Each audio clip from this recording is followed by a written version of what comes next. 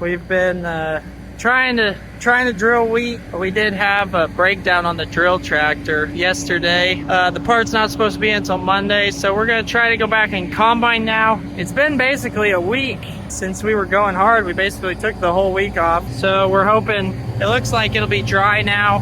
This morning we worked some cattle. Now we're gonna go give it a go. Meet the Peterson family.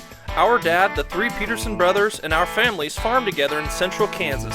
Our family farm started in 1882 and has been raising cattle and crops ever since. Please subscribe to this channel and give us a like and a comment if you enjoy the video. Got a few things worked on the combines that we'd kind of been putting off. So hopefully everything runs good after sitting. This is what happens when you don't harvest for 5 days. You forget where everything's at. It's been kind of an odd harvest. We started up the combines. We serviced them, blown out the filters and stuff, but I didn't check the fuel. So now both combines need fuel before we can head to the field, but I guess it won't take that long. We were just sitting and eating lunch over there. We could have had them fueling up, but I guess we're rusty from it. Usually once you start harvesting, you just hammer down, but been kind of weird to pause and do cattle stuff all week and drill. Hopefully everything is probably good to go now. And hopefully we can get that drill tractor running and hammer out the rest of the week, because we're probably only half done. I thought we'd be a little farther along, and especially by the time we were cutting again, but oh well. Got some wheat going in over there. The neighbors. Got a combine going over to that hill, but you can't see it. And we're cutting beans.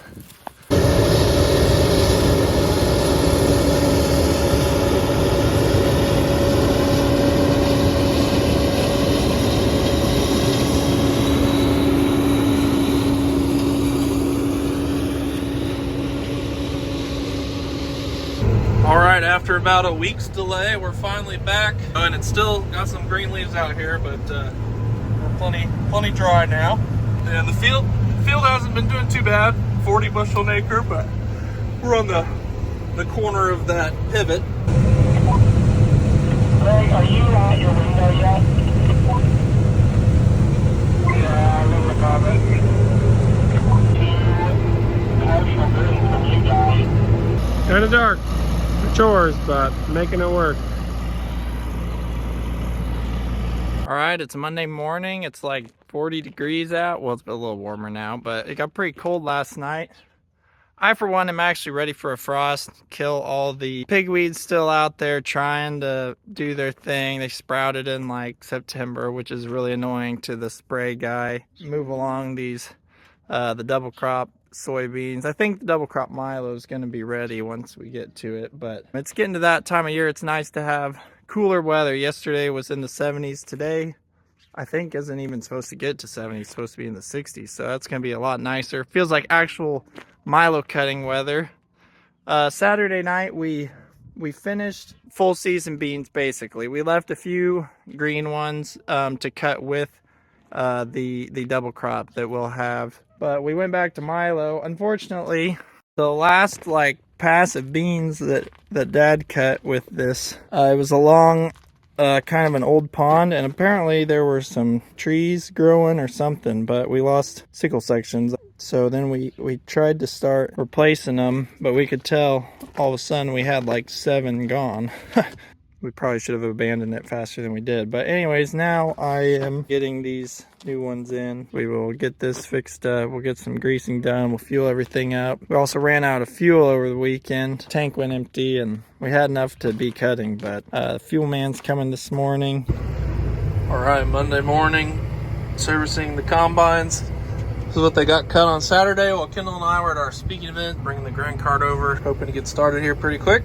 I already hauled a load of milo into the elevator this morning, and Nathan's been working on the combines. I did some semi-maintenance too, and then Kendall and Dad have been focusing on cattle stuff. I don't know if Kendall's vlogged any of it, but always cattle stuff to do, especially on a Monday.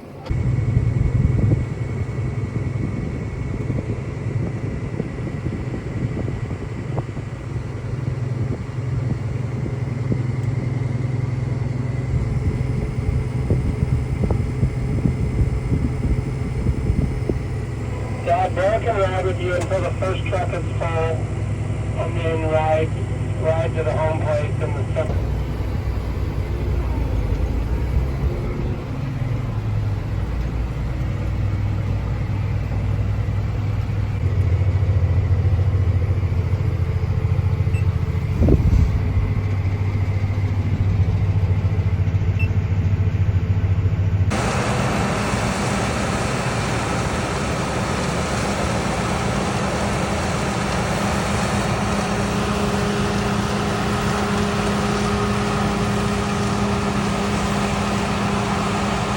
Dad's on the hill. I just traded off Nathan. He was in the grain cart. I thought I had enough to fill this truck. I didn't quite. So he's gonna do a short down and back here, fill the truck.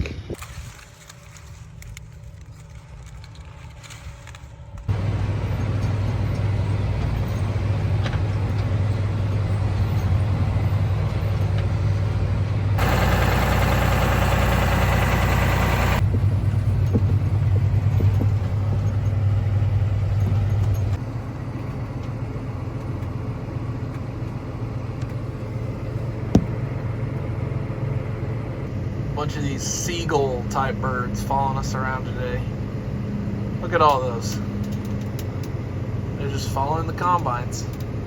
Pretty good milo here. I always wonder what this low ground could raise for corn. But see, here's a thin spot, and as soon as you go up that hill, it gets a lot more poor. So, and it, you know, that was probably 50-60 bushel milo, and I don't know, it might have been 0 corn. So far, we always plant milo on this field, and it usually averages out pretty good. I've got Henley riding with me. Say hi, Henley. Hi. Is this your first time riding while cutting milo? It might be. I'm not sure. First time for this year, I think. We're getting a lot done today, this afternoon.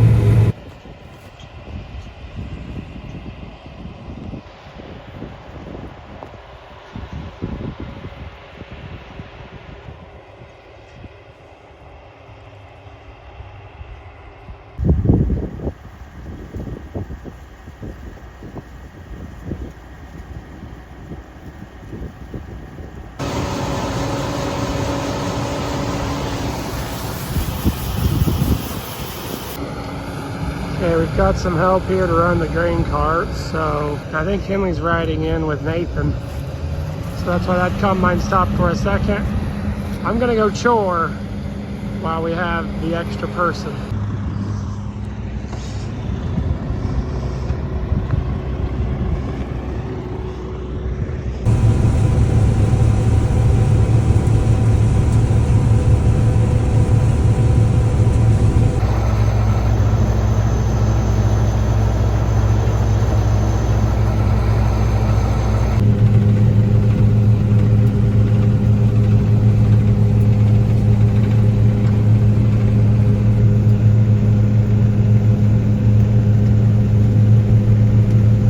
I've been mainly doing action shots today. I haven't done a lot of talking. Been a really busy milo day. When we're cutting milo, it's yielding typically close to 100 bushel an acre, and so it's not quite as many loads as really good corn, but it's still a lot of loads. And so we've been running 3 trucks and 2 combines and a grain cart, pretty much drivers in all of them at once. And so took a full crew today. Brooke-Anna's grandpa was driving a semi for us. My friend Judah came over to run the grain cart while Kendall went to feed cattle. So we've kept going through chore time. And now my mom is hauling the load too. So we've had a lot of extra help today. It's been a really good day. This milo's been doing pretty good.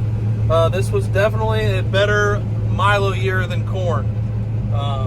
Last year it was a better corn year, and you know, when it rains, you can make the argument that corn does better, especially on the good ground. But when it doesn't rain, like this year, milo has more drought tolerance, as long as it doesn't get eaten by the bugs. That's what happened last year. We grow milo for a reason here in Kansas. Kansas is the #1 sorghum producing state in the country. There's a reason we grow it. It's because we're not quite good enough to grow corn here in the middle of the state. And then milo is it's really well suited. When it gets as hot as it does in the summer, corn kind of shuts down a little bit. Milo just loves it. Sorghum loves heat. And for those of you who, don't know what milo is, it's just grain sorghum. Everyone in Kansas calls it milo. That's the slang term for it, but it's grain sorghum. Texas, Oklahoma, Kansas, that's kind of your grain sorghum hot spots in the United States. But Kansas is the #1 sorghum producing state, which we're proud of. It's got its pros and cons. It's really itchy to harvest, really dusty when it gets dry. Been a pretty scenic day. We're on Nathan's field here. It's got some nice trees on it. We've got the round bales on our sorghum sedan across the road. So it's been a good day. Been a good day. Can't complain.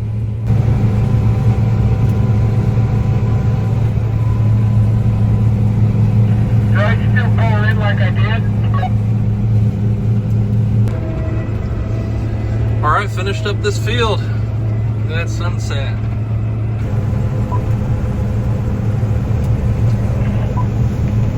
I usually you can pull it in.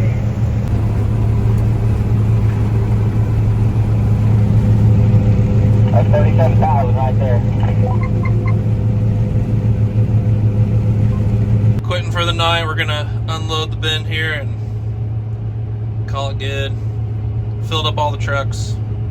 Also, this next part of the field is testing maybe a little borderline, so we're gonna see what it tests at the elevator before we keep going. Really good milo over here, though. This has been, I think it's in the triple digits. Okay, Greg's rolling out. Dad's got one full semi. I got another full semi. We'll park these up in the yard. They're a couple miles closer to the elevator. Okay, new development. We are doing a little tractor switcheroo on the grain cart because the cat tractor is down for the count. Sounds like we've had the mechanic working on it and tried a couple things, and it's sounding like a deeper problem. So we're gonna try and pull the drill with this tractor. We are slowly getting through this quarter of double crop corn. It's irrigated. Okay, I'm here getting this unhooked. The drill is all ISO capable. All the information goes through this standard plug. And the drill has all its own monitoring and metering. And it also helps. We have the same Topcon X35 steering and monitor in both tractors. So we run the Great Plains planter on this. So anyways, everything should just shuffle over. It's mostly a worry about horsepower, traction, and ballast on the front. I don't even think horsepower is really too much what we're worried about. It's more the weight. We won't be filling these tanks full. We'll be careful.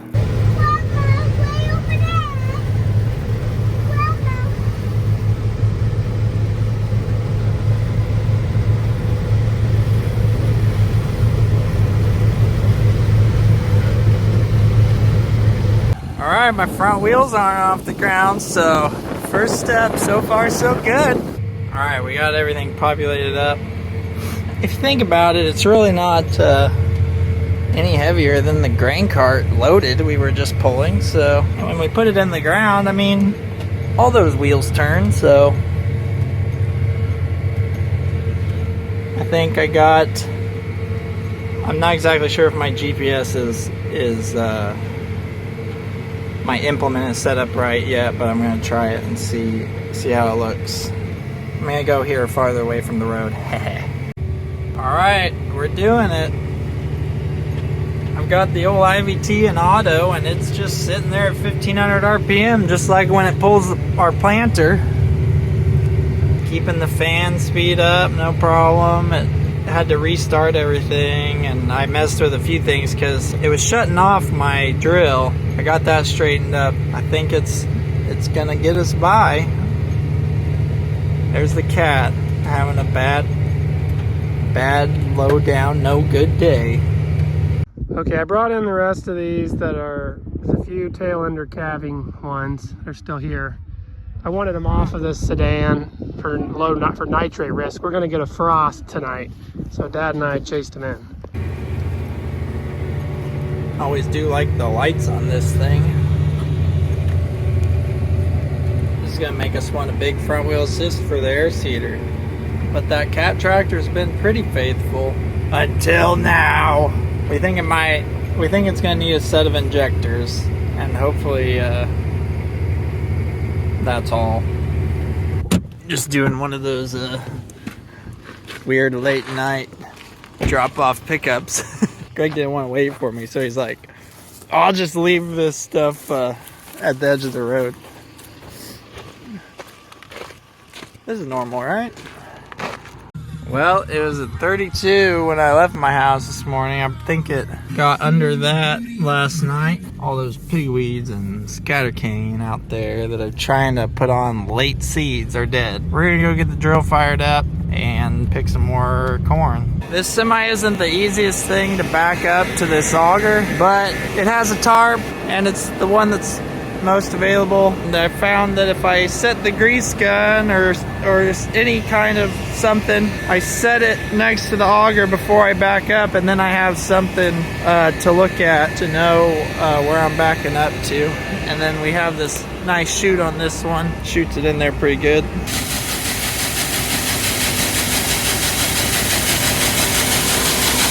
I'm only gonna fill this probably half full.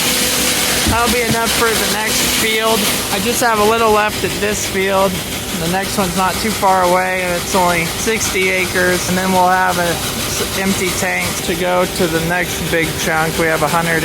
We're at 200 acres after that. Hopefully we make it there by some point this afternoon, and then hammer out a lot of that tonight and get it done tomorrow.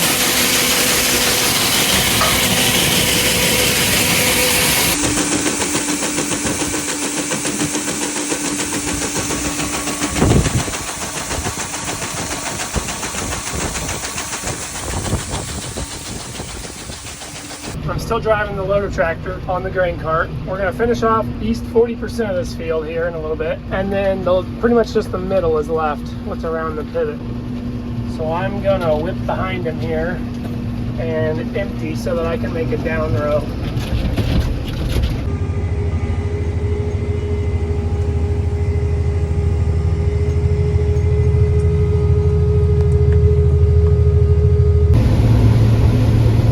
Same old, back and forth.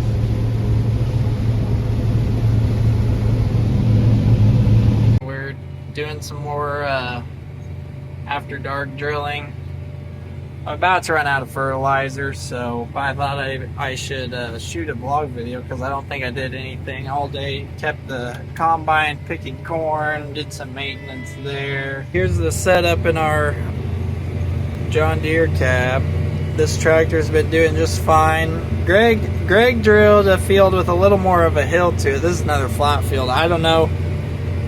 I mean, it's been handling everything just fine, no problem. The oil's been staying cool, you know, running that fan, which it has to do in the planter. So this is a 7215R tractor, so it has 215 horsepower. Tonight I need to take this scale head out and take it to the grain car. I was just kind of in a hurry, so I left it in here, and then I forgot to get it out last night.